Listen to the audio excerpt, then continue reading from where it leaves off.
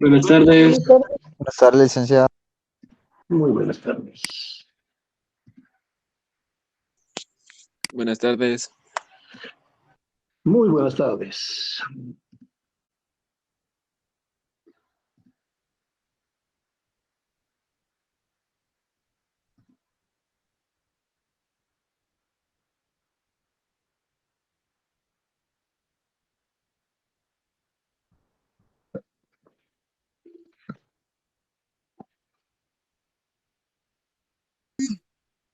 Buenas tardes, licenciado. Muy buenas tardes.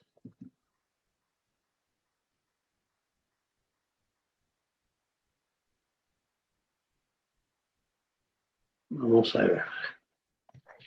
Antes de comenzar la clase, quisiera saber si tienen alguna consulta, alguna duda.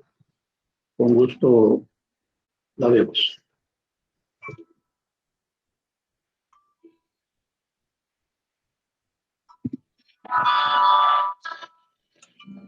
Licenciado, disculpe una pregunta. No.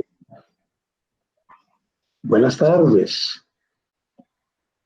Sí, buenas tardes. Cuénteme.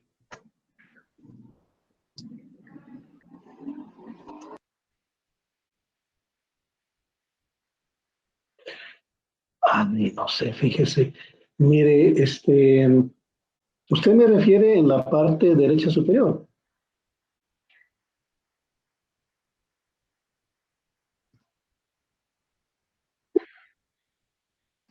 Sí, mire, es probable que se lo hayan reseteado. Lo que debe hacer ahorita es volver a subir la foto.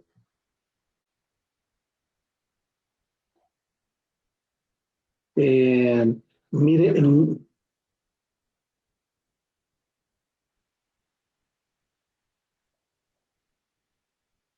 ya, pero sí le sirve el correo.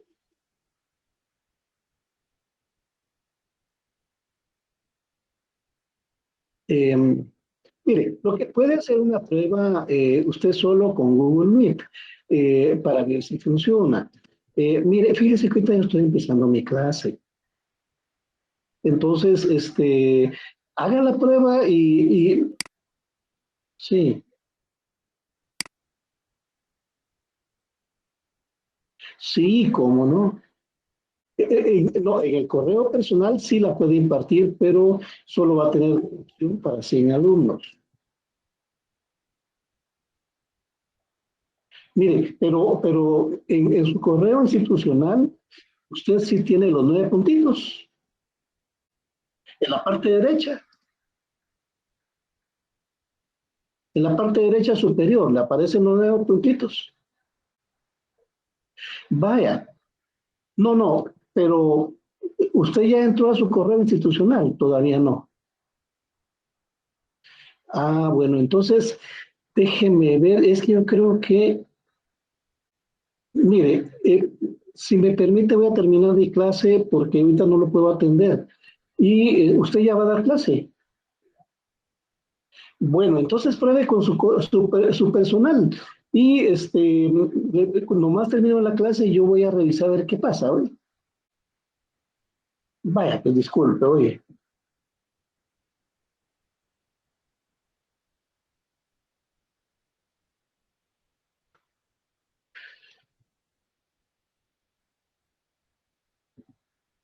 Disculpen, es que está resolviendo el problema de otro catedrático, entonces estaba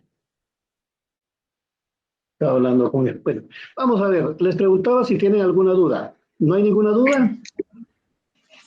Licenciado, disculpe, buenas tardes. Buenas tardes.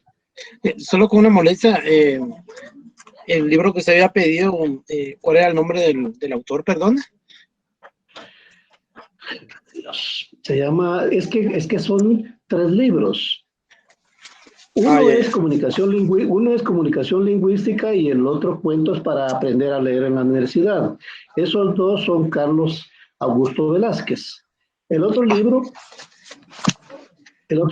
el autor es Carmen Rosa Pineda. Ah, perfecto, licenciado. Ahí estaríamos. Muchas gracias. Bueno. Una pregunta, ¿ya actualizaron todo su correo Gmail en la página de la facultad? Sí, licenciado. Ya, licenciado. Sí, Ya, licenciado. licenciado. Amable. Sí, licenciado. Bueno, sí, porque vamos a utilizar la plataforma Moodle. Si ustedes tienen un correo registrado en la facultad que no sea Gmail, no van a poder ingresar a Moodle. Por ejemplo, si tienen correo Hotmail, Yahoo, Outlook, cualquier otro, no van a poder ingresar. Bueno, entonces, si no hay más duda, vamos a comenzar la clase. ¿Cuándo van a subir los datos a modo licenciado? Disculpe. Mire, fíjense que tenemos un problema, no problema con módulo, el módulo está re bien. Lo que sucede es que debido a que ha habido problemas con registro y estadística, ¿verdad? Entonces ampliaron hasta el viernes el ingreso de alumnos de primer ingreso, ¿verdad? Porque ha habido problema con esto, lo mismo que ustedes afrontaron, también otros alumnos lo tienen, ¿verdad? Entonces, varios alumnos de primer ingreso todavía se están inscribiendo. ¿Qué significa eso? Todavía no están completas las bases de datos de primer ingreso. Si ahorita lo subimos, solo van a estar ustedes, no van a estar los nuevos alumnos. Entonces, por eso, no podemos tener la plataforma todavía ya en operación. Un alumno me pregunta aquí sobre, le voy a leer, me dice, no se usará Classroom. No, estimado alumno, la plataforma oficial de la Facultad de Derecho es Moodle, ¿verdad? Algunos catedráticos todavía están usando Classroom. Classroom no es ninguna plataforma, es una aplicación y por lo tanto tiene muchas limitaciones, ¿verdad? Algunos catedráticos todavía no se han adaptado a la tecnología, ¿verdad? Sin embargo, la mayoría de catedráticos de primer ingreso, de los alumnos, de los catedráticos de ustedes, están usando Moodle y es la que vamos a utilizar. La próxima semana ya va a estar habilitado para que ustedes ingresen a Moodle. Licenciado, buena tarde. Buenas tardes.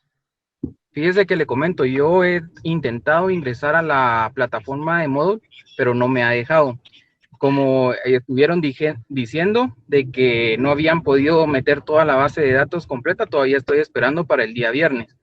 ¿Qué pasa si el día viernes todavía no puedo ingresar? Mire, joven, usted parece que no me escuchó lo que dije anteriormente. Le dije que los alumnos de primer ingreso, o sea, ustedes, no están registrados todavía en Moodle. Usted puede intentar y no va a poder entrar porque no los tenemos todavía. Les dije que hasta el viernes es el plazo para que todavía se puedan inscribir alumnos que quieren ingresar a primer año, a primer semestre de Derecho. Hasta que ellos no hayan ingresado totalmente. O sea, a partir del lunes vamos a comenzar a ingresar las bases de datos de ustedes. ¿Comprende? O sea, ahorita... Sí, licenciado, una pregunta. Licenciado, una pregunta. Solo déjeme que termine. Por eso ninguno de ustedes puede ingresar a Moodle todavía. La próxima semana les vamos a informar el momento en que puedan ingresar. A ver, Ángel Eduardo tiene levantada la mano. Licenciado, mire, yo había visto que en el procedimiento para ingresar a Moodle, y yo sé que no estamos registrados ahorita, ¿va? Pero nos pide un código que supuestamente el catedrático nos va a dar. ¿Ese código nos los va a dar usted cuando ya nos hayan ingresado a la plataforma o no es necesario ese código? Mire, ¿usted no ha visto los tutoriales de Moodle? No, licenciado. O sea, he visto Bueno, mire, que se vincula con Gmail, pero también mire, estimado alumno. Los catedráticos que usan Classroom les deben dar un código. Los que usamos Moodle no hay necesidad de ningún código. Entran con su correo que tiene registrado en la Facultad de Derecho. Por eso les preguntaba, porque ya tenemos todos los tutoriales para los alumnos. Si no los tienen, se los voy a subir ahorita aquí al chat. Permítanme.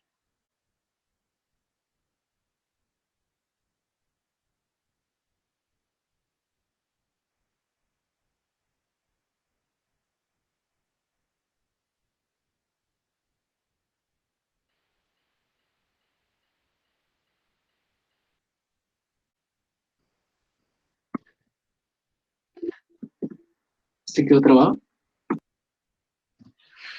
Vamos a ver. Entonces, vean, en el chat ya les subí a ustedes un sitio en internet donde están todos los tutoriales que van a usar para trabajar con Moodle. Ahí van a ver ustedes que no necesitan de ningún código, ninguna contraseña. Van a ingresar con su correo actualizado en la página de la facultad.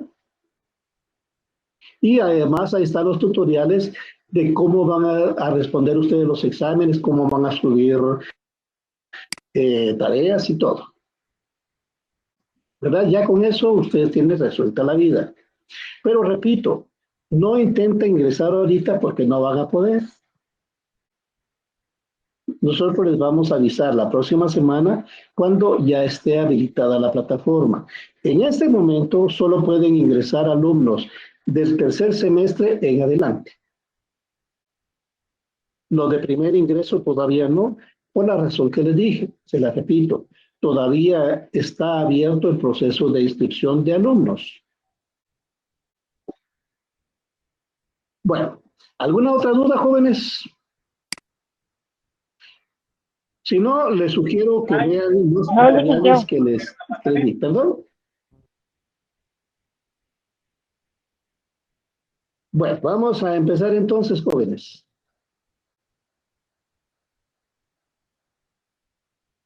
Vamos a ver. De todos modos, si tienen alguna duda en el transcurso de la clase, con mucho gusto la resolvemos.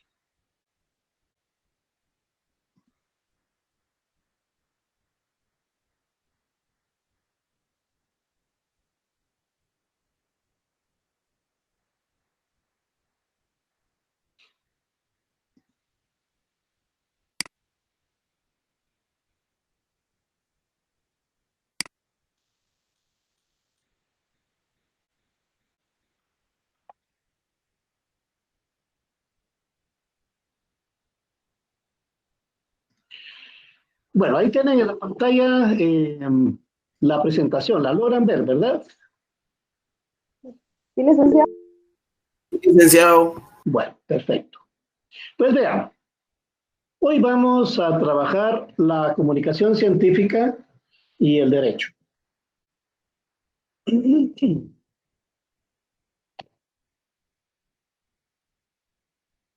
Como habíamos visto anteriormente, comunicación se deriva del latín communis, que significa poner en común. ¿Qué significa eso?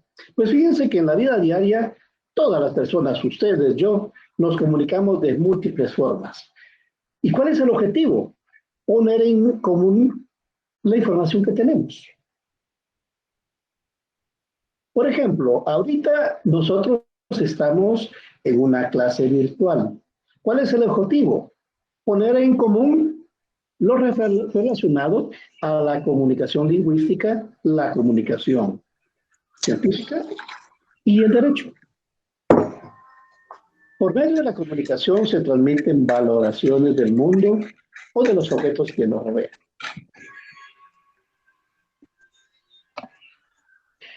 Y se llama comunicación lingüística a la interacción social que utiliza la palabra oral o escrita para transmitir un mensaje.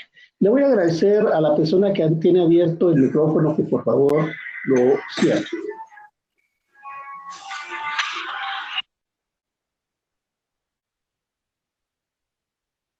Entonces, comunicación lingüística es cuando hablamos o que escribimos. En sentido estricto, comunicación lingüística se refiere a lo oral, ¿verdad?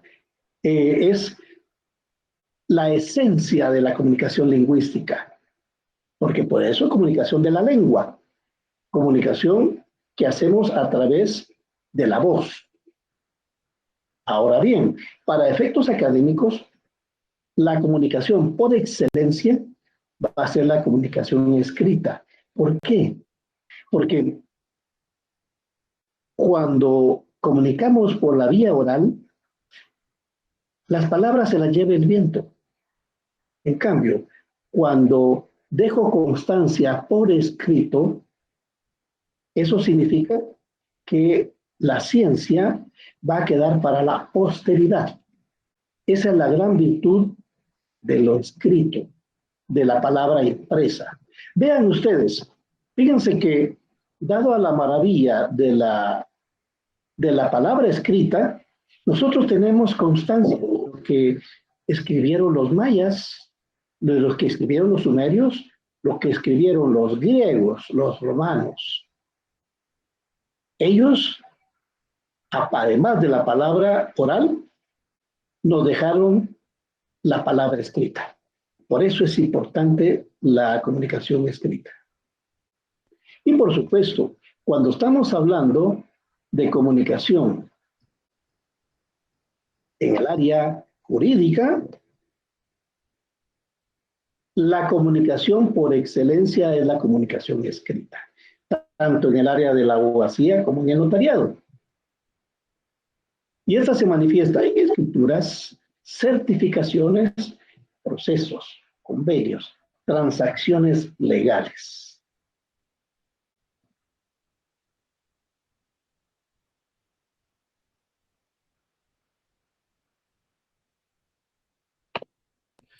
La formación académica recae en dos actividades básicas: escribir y leer. Escribir y leer permiten la emisión y recepción de un mensaje por medio de la palabra escrita. La comunicación oral puede ser espontánea, pero la escrita no. Fíjense que ahorita estamos nosotros interactuando de manera oral. Ustedes hablan y yo hablo, y es probable que muchos de los aspectos que estamos tratando lo hagamos de manera espontánea. Sin embargo, la escritura no. La redacción, que es uno de los componentes de este curso, no puede ser espontánea. Que tiene que tener todo un proceso de planificación, en el cual se involucran tres aspectos.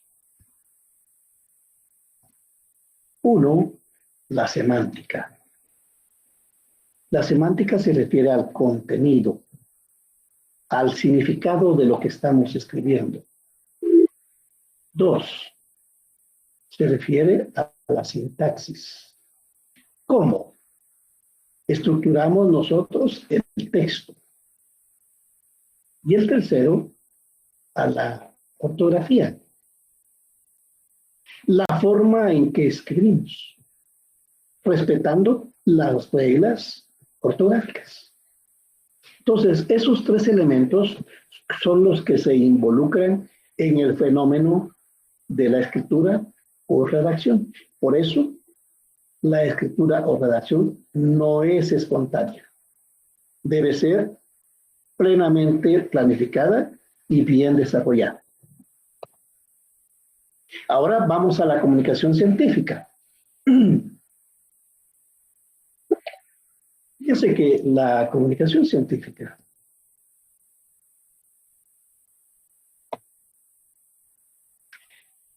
es el sistema por medio del cual la ciencia se comunica a través de diversos canales de comunicación.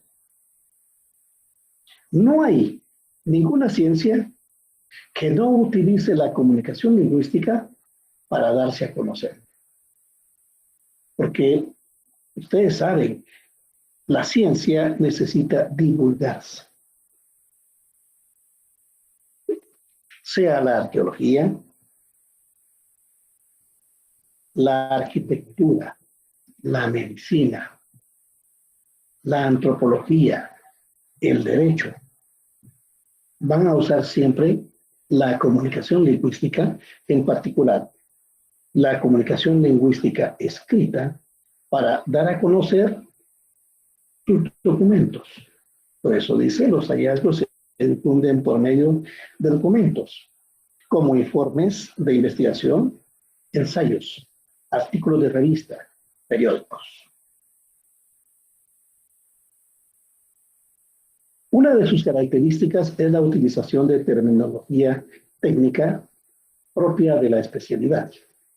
Y eso es lo que vamos a desarrollar a partir de la aventura académica del derecho.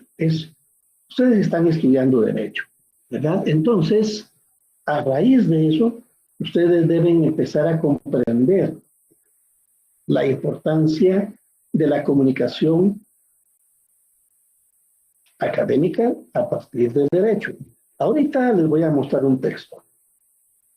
Por favor, léanlo y después me gustaría saber qué comprendieron. Me avisan, por favor, cuando ya lo hayan leído.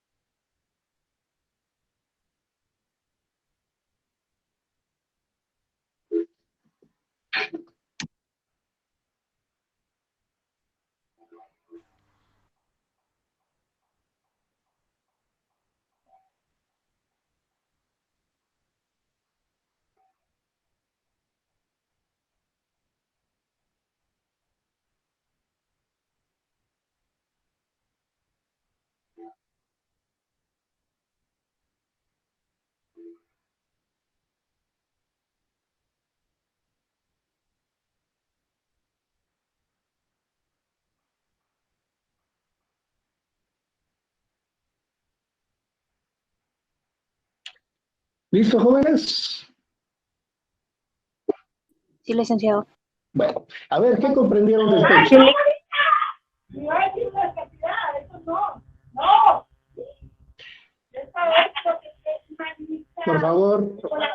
Por favor, alumna, ¿puede silenciar su micrófono?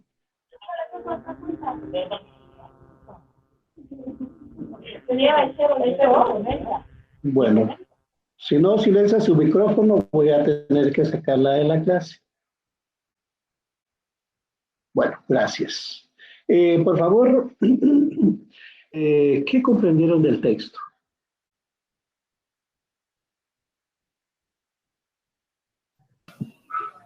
En principio, la fecha de la desregularización de las telecomunicaciones y también se llega a entender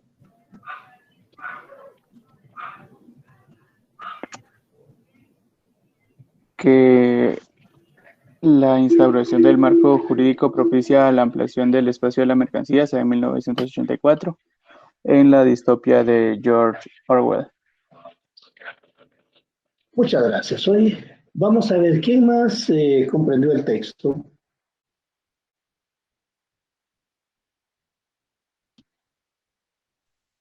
Que para que haya una globalización en este tema de las leyes, primero se deben de deshacer las leyes y distribuir de manera adecuada, y que en 1984 iniciaron las telecomunicaciones en el mundo.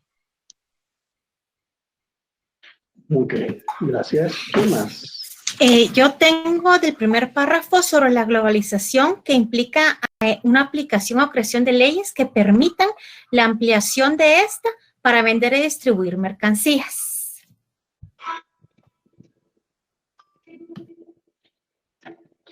Ya, permítame, tengo una llamada de catedral. Bueno, mucho gusto. Fíjese que estoy dando clase ahorita. Sí, yo le devuelvo la llamada. Le devuelvo la llamada. Gracias, oye. Bueno, sí. ¿Qué más?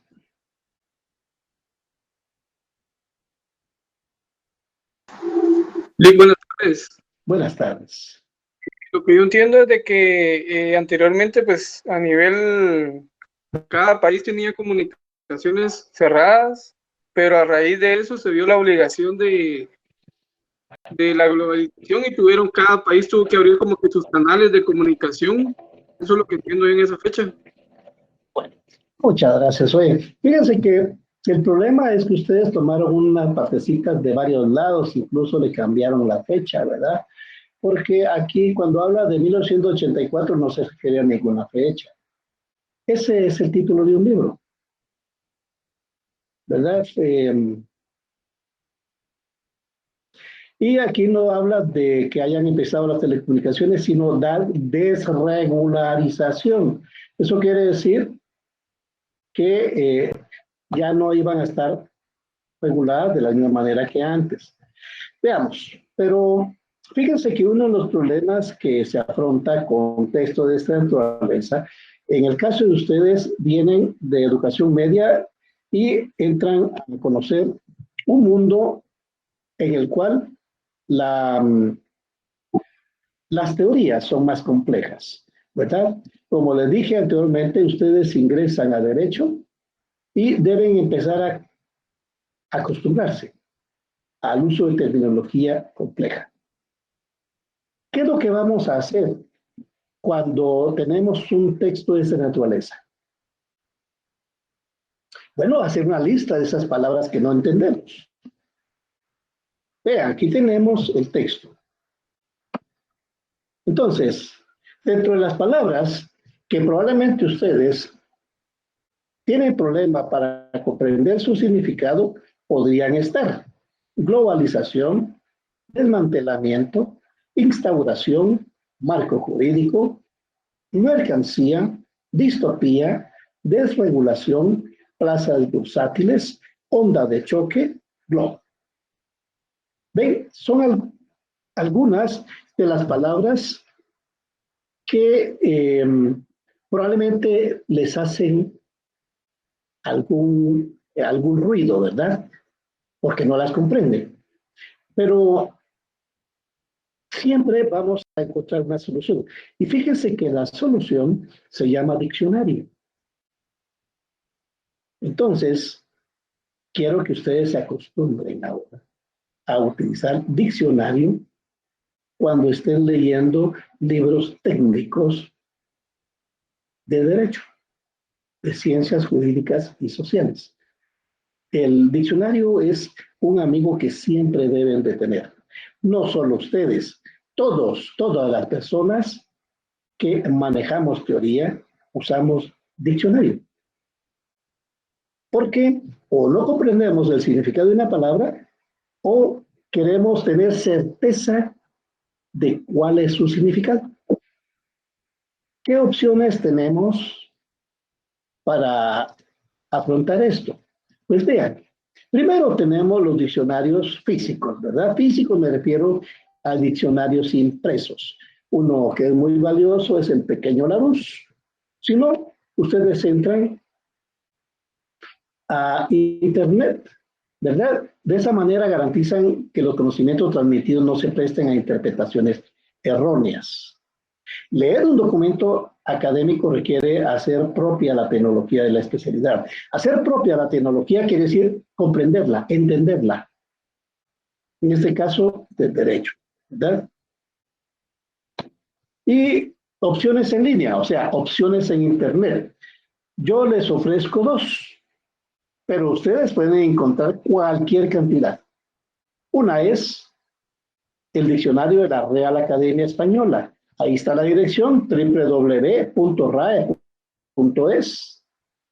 Y ahí está el lugar donde ustedes van a buscar la palabra que no entienden o que no saben. Y les va a dar el resultado.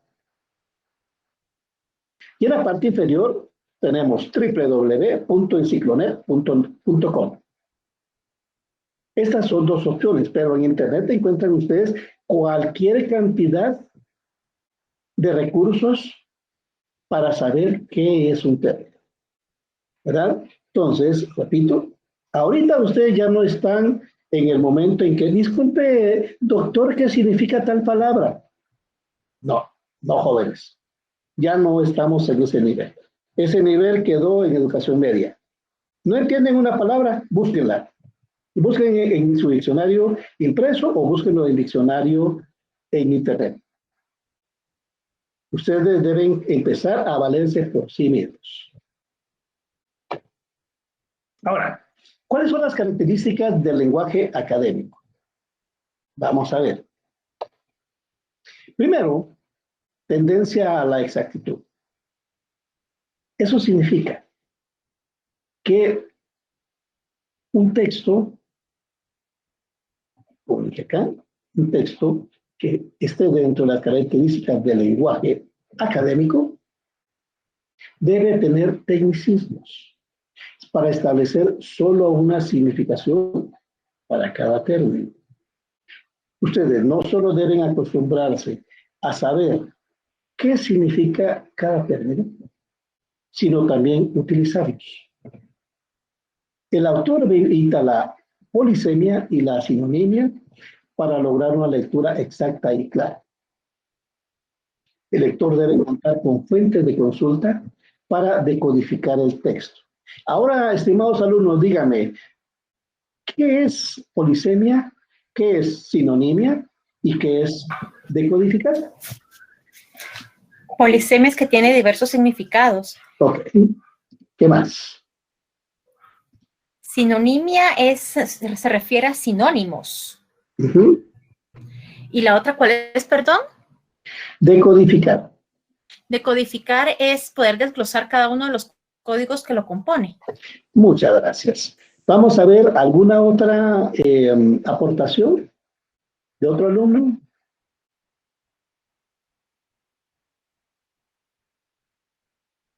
Si no lo conocen, usen el diccionario.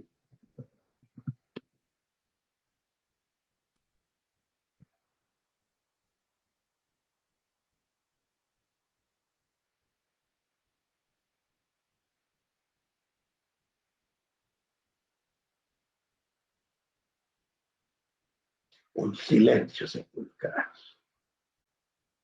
Pero le agradezco a la compañera porque fue rápida y sus definiciones fueron aceptadas, ¿verdad? Efectivamente, polisemia significa que una palabra pueda tener diversos significados. Cuando hablamos de sinonimia nos referimos al uso de sinónimos, porque un texto que utiliza una misma palabra varias veces es cansado y además denota falta de creatividad. Sinonimia, por ejemplo, si decimos casa, ¿cuáles serían los sinónimos de casa? Hogar, morada, residencia, vivienda, ¿comprenden? Y decodificar quiere decir poder comprender lo que significa una palabra o un texto, ¿verdad? Pero, repito, ya ustedes, en estos momentos, deben empezar a utilizar los recursos al alcance para poder comprender qué es cada una de las palabras, ¿verdad? Yo, por supuesto, con mucho gusto les diría, pero si lo hago, eso significa que no les estoy permitiendo a ustedes que experimenten en la práctica el uso de los diccionarios. Entonces, recuerden que estamos con las características del lenguaje académico. Primero, tendencia a la exactitud. Segundo, objetividad. El autor no debe emitir su opinión o aclarar cuando lo haga. Presenta los hechos o datos como producto de una investigación o análisis más que una opinión. En este caso, vamos a hacer una diferencia. Por un lado tenemos cuando escribimos hechos, teorías, y por otro lado, cuando damos juicios de valor. Cuando hablamos de documentos o textos académicos, vamos a privilegiar los primeros, porque nos vamos a referir a hechos, datos que hemos investigado o hemos analizado, pero sin emitir una opinión propia. No podemos decir si es malo o es bueno, si me gusta o no me gusta. A eso se le llama objetividad. Es aportar datos concretos y referencias de libros, artículos o artículos científicos consultados, pero a partir de respetar el contenido de lo que dijo el autor, ¿verdad? Y tercero, complejidad. En los textos académicos vamos a utilizar la terminología compleja propia de la materia de especialidad en aras de la exactitud. ¿Qué significa exactitud? Bueno, significa utilizar las palabras, los términos correctos para expresar exactamente lo que queremos decir en términos jurídicos. Ya estamos en un nivel en el cual tenemos que manejar la terminología jurídica. Requiere una atención permanente del lector para comprender el contenido. Se expresa la información de manera lógica y racional. Lógica y racional quiere decir no repetir lo que leímos sin haberlo comprendido. Y fue un poco lo que sucedió con el texto que les dije que leyeran. Porque algunos de los alumnos que me dijeron que habían leído, no lo racionalizaron, sino nada más repitieron algunos elementos, incluso algunos términos alterados de lo que decía el texto. Entonces, cuando hablamos de manera lógica y racional, quiere decir que, por ejemplo, si yo les pido a ustedes un trabajo, no significa que van a copiar y pegar nada más, sino que tienen que hacerlo suyo. Tienen que haberlo decodificado. Decodificado quiere decir haberlo comprendido, tener certeza de lo que están diciendo y escribirlo posteriormente. Eso significa ser racional. Ahora entramos a ver los textos expositivos. Si alguno de ustedes tiene duda, tiene alguna pregunta que hacer, puede tomar el micrófono y me consulta y yo con mucho gusto le respondo. Entonces vamos a ver los textos expositivos. Fíjense que los textos expositivos se utilizan en los documentos científicos. Se recurre precisamente a estos textos por varias razones. Una es que explica o desarrolla un tema. Una exposición es cuando yo explico o desarrollo algo. Es cuando yo transmito información. Y los textos expositivos se usan con fines didácticos para comprender el contenido de un tema. ¿Qué estoy haciendo yo ahorita? Una exposición. Explico, desarrollo. Si ustedes leen un periódico, sea Diario El Periódico, La Hora, Prensa Libre o Publinews, ¿qué es lo que van a encontrar en sus páginas? Van a encontrar exposiciones. Porque el objetivo de la exposición también es informar, transmitir información. Entonces, encontramos que los textos expositivos pueden darse en diversas circunstancias. En el periodismo, en las clases, en los ensayos, pueden darse en cualquier plataforma, en libros, pueden darse en una conferencia. El uso del texto expositivo es diverso.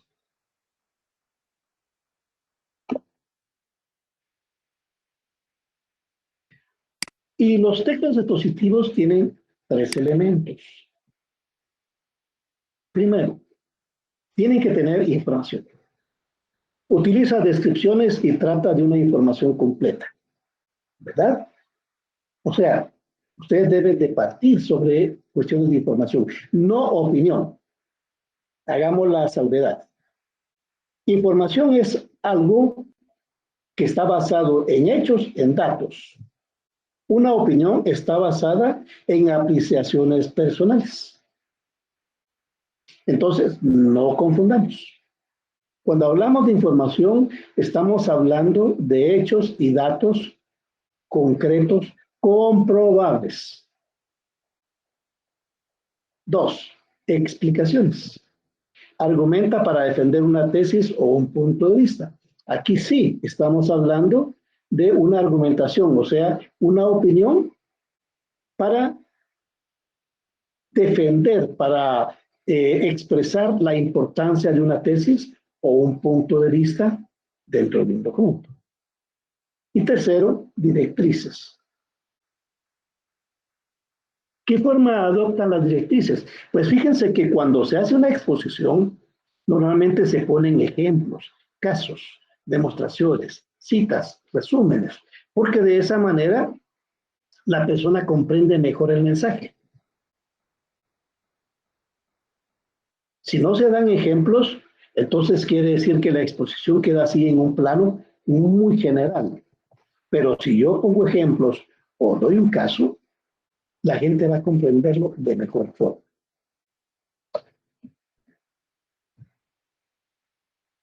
Ahora, vamos a ver qué es el ensayo.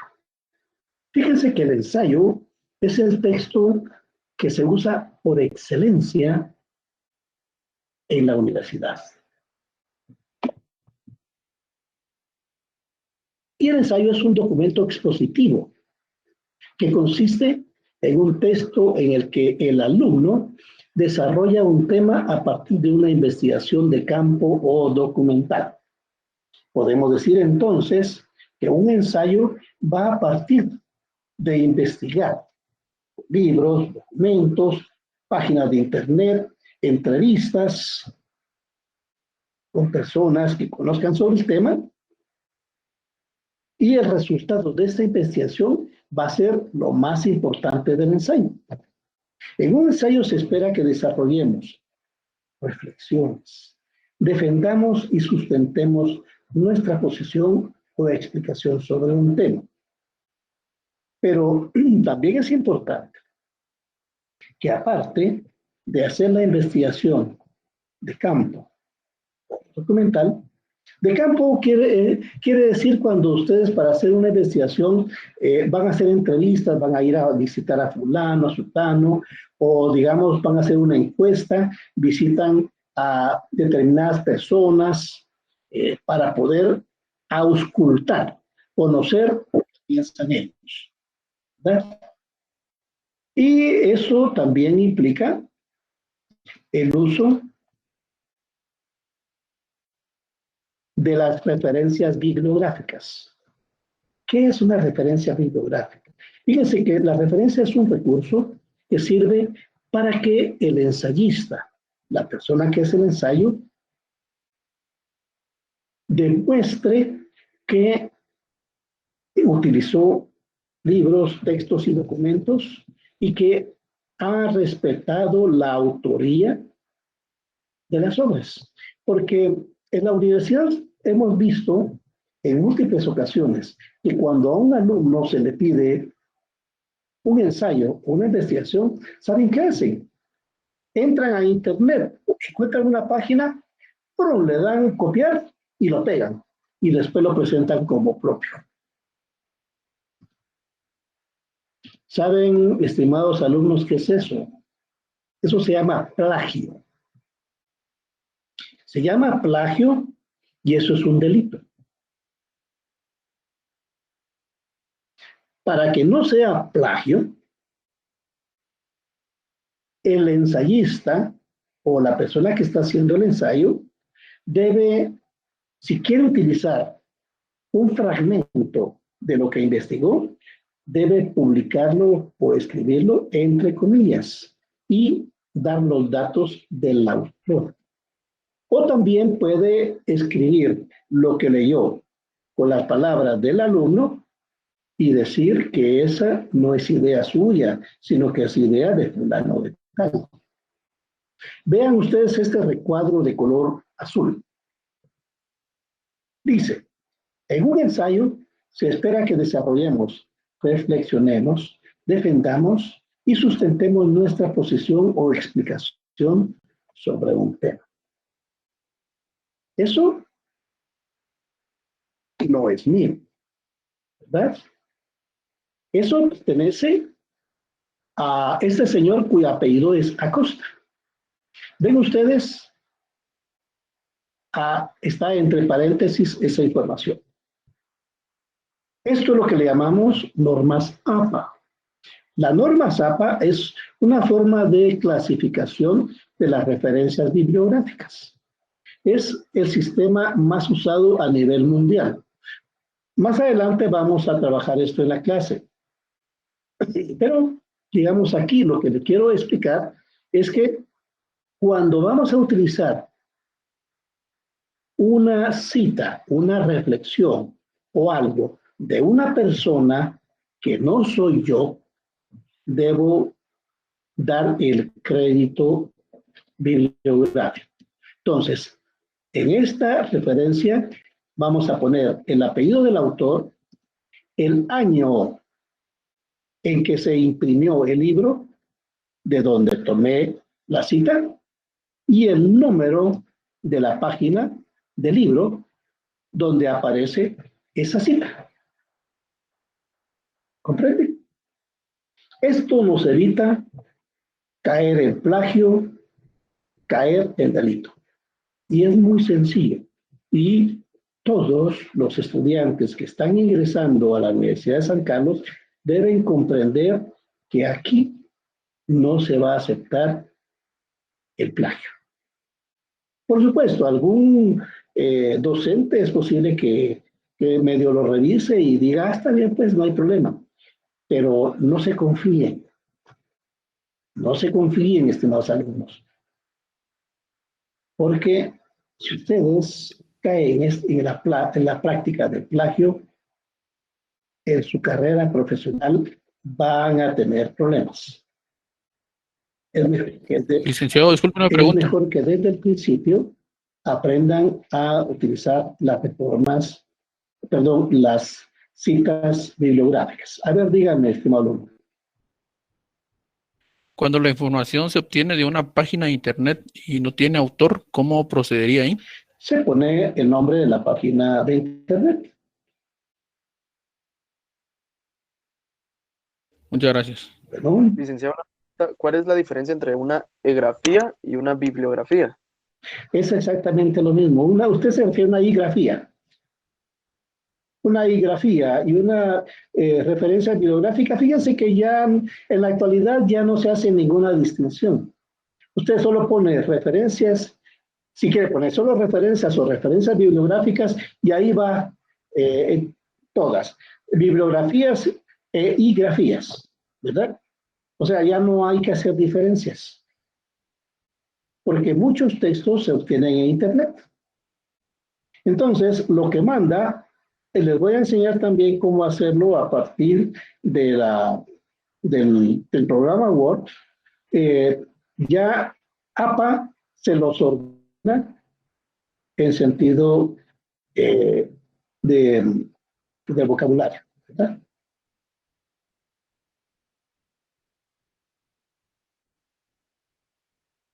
¿Alguna otra pregunta? Seguimos entonces. Ensayo. El ensayo es un género literario muy utilizado actualmente, sobre todo en el ámbito universitario. Es un escrito formal en donde expresamos de una manera documentada nuestras ideas, pensamientos, puntos de vista o interpretación acerca de un tema. Para su realización, debemos investigar acerca del asunto a tratar, recurrir a fuentes bibliográficas actualizadas, las cuales le darán mayor validez y confiabilidad al texto. Ven, aquí dice fuentes bibliográficas actualizadas, pero eso aquí nos está diciendo plagiar. No sé si ustedes se recuerdan de un candidato presidencial de nombre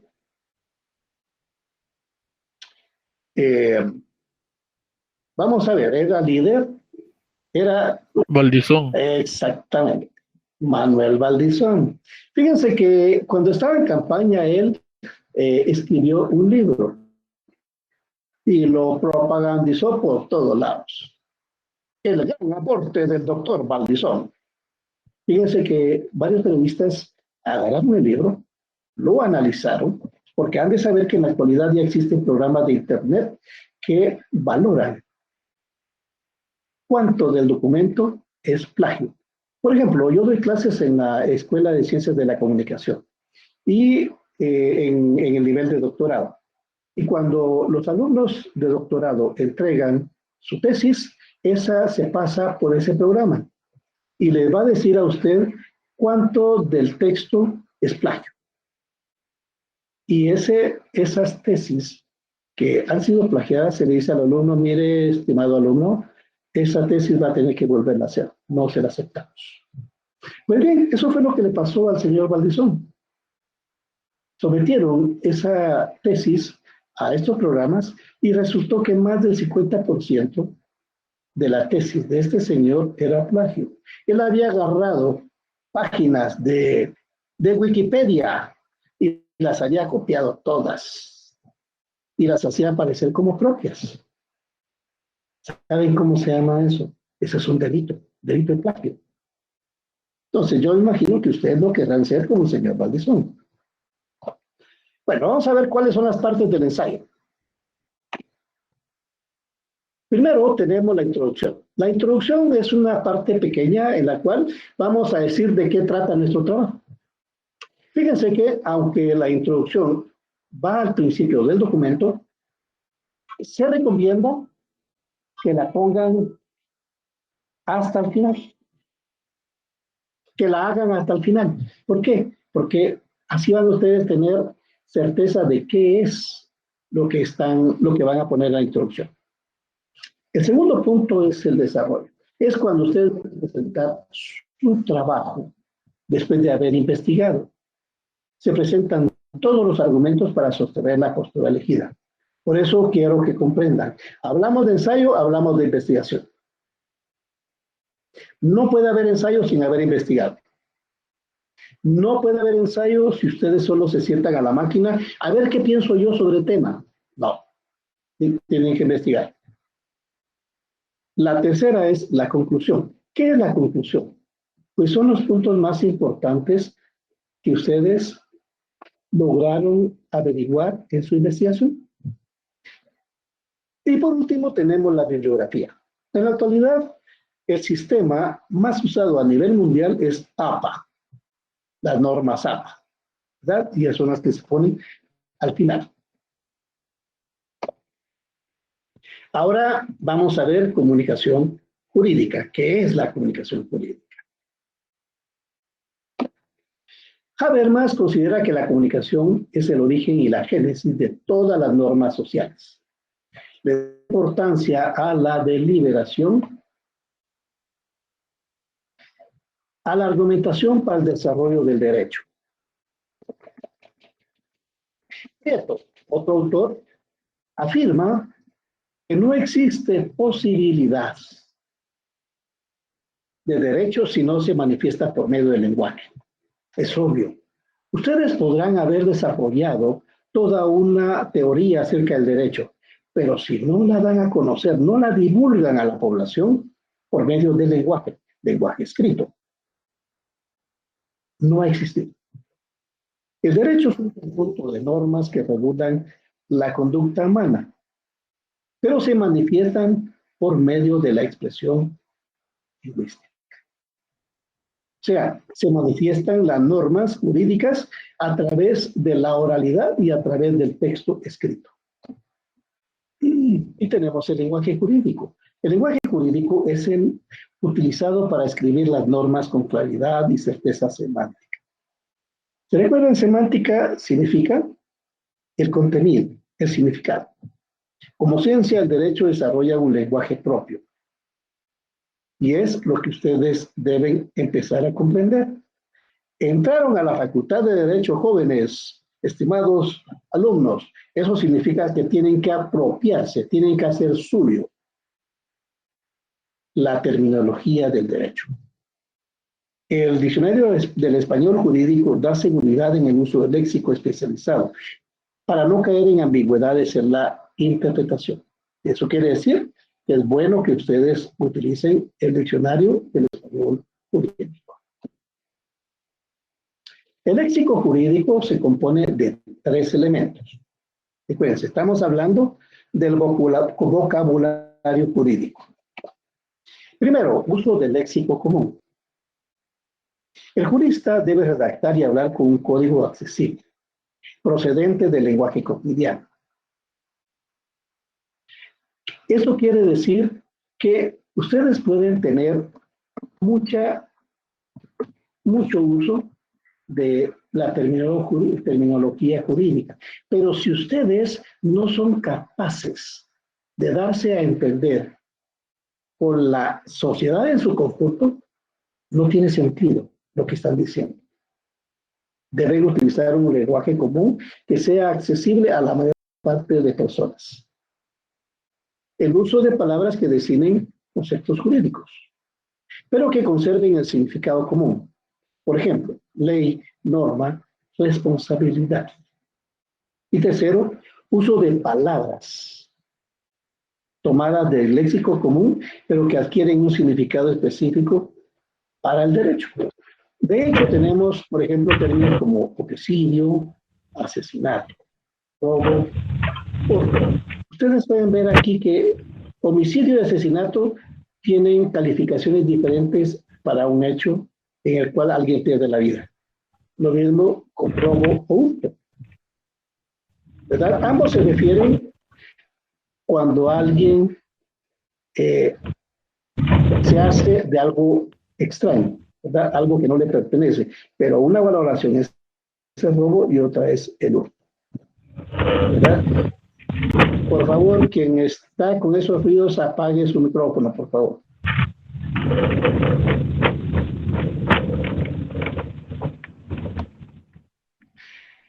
Veamos ahorita las características del lenguaje jurídico. Primero, el carácter prescriptivo. Fíjense, estamos hablando de las características del lenguaje jurídico. Primero, tiene un carácter prescriptivo. Eso quiere decir que el lenguaje jurídico no sugiere, no recomienda, sino que ordena. Son cuestiones que ustedes deben hacer porque sí, es un normamiento. Indica las acciones a realizar, cómo pueden actuar las personas y las consecuencias que van a tener si no actúan conforme la ley. El segundo es que en el lenguaje jurídico se usa mucho latín. ¿Cuál es la razón? El latín es una lengua muerta. Del latín se derivan varios idiomas como el español, el portugués, el francés, el italiano, el rumano.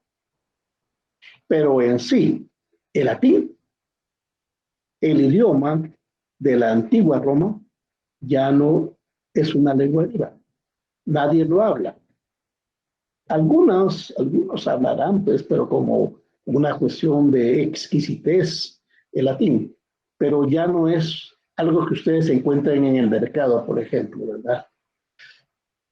Y la razón de que se utilice en términos jurídicos es que como es una lengua muerta, no va a cambiar de significado. Ese término significó lo mismo hace 500 años que ahora y va a significar lo mismo dentro de 500 años. No es una lengua viva que al cabo de 100 años probablemente cambie de significado. O de repente ya no exista. No, el latín no, porque es una lengua muerta. Terminología propia.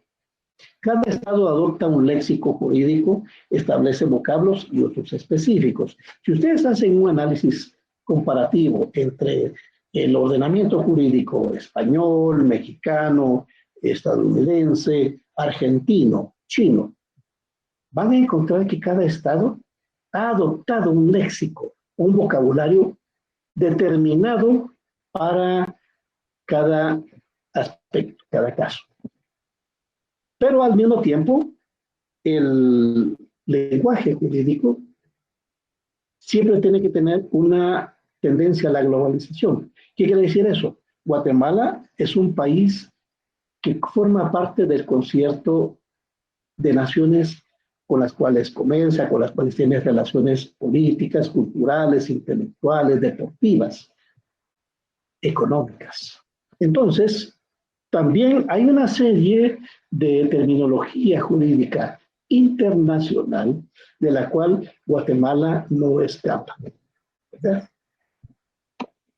Bueno, jóvenes, hasta aquí llegamos. ¿Tienen alguna duda?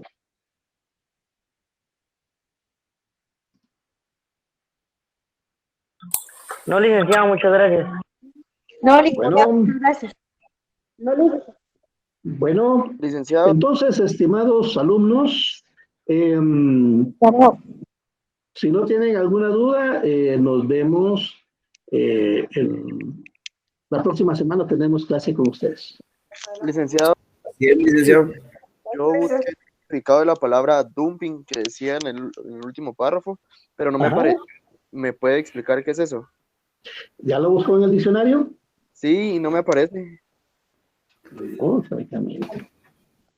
Es un término económico, yo también lo busqué, y lo que significa cuando hay un excedente en la producción se vende a bajo costo.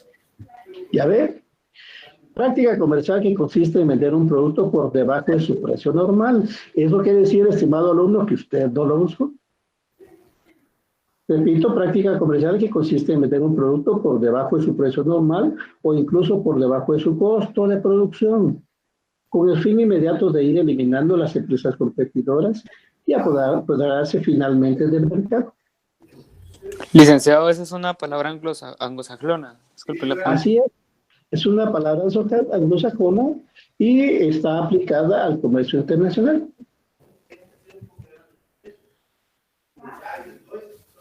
Bueno, ¿algo más, jóvenes? Solamente, licenciado. Bueno, Yo solo quería saber en qué momento va a subir las diapositivas a Clasco. Como les expliqué anteriormente, fíjense que ahorita, yo creo que les hablé aquí, que Moodle todavía está en proceso de configuración. Vean, esto se debe principalmente a que, debido a los problemas que ha habido para inscripción y asignación de cursos, la facultad extendió hasta el día viernes el periodo para que alumnos nuevos puedan entrar a la facultad de Derecho. Vamos a esperar hasta que termine ese periodo para poder subir las bases de datos de ustedes, los alumnos de primer ingreso, a Moodle. Lo cual significa que hasta la próxima semana ustedes van a tener ingreso a Moodle. Cuando tengan acceso a Moodle, ustedes van a ver ahí las presentaciones. Ok, muchas gracias. Bueno, entonces, gracias, estimados alumnos, y nos estamos comunicando la próxima semana.